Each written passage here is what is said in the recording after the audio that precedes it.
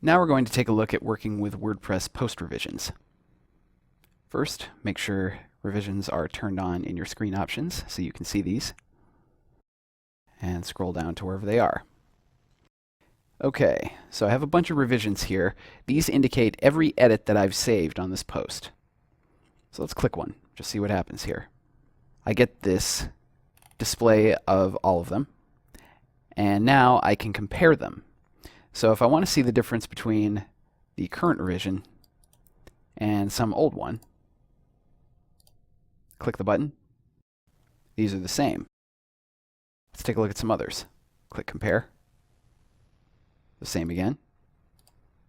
Aha! Now I can see some changes.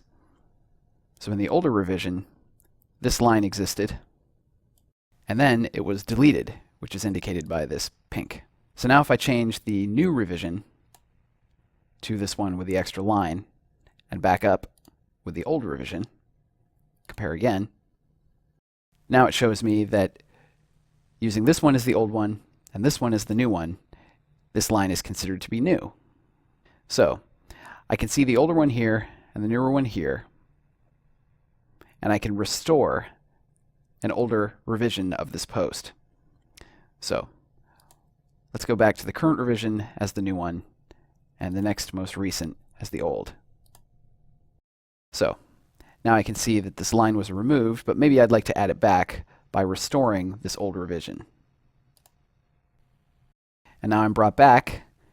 WordPress tells me that this revision was brought in, and I can see the line is restored. So if I click Update, it's now saved.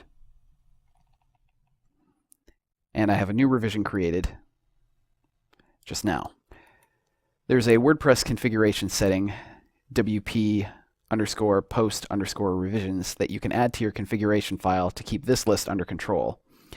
If you leave it in its default setting, you'll just have revisions for every edit you've ever saved.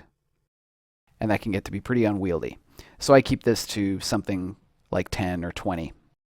And that way, I still have a pretty healthy revision history, but not one that makes my database enormous.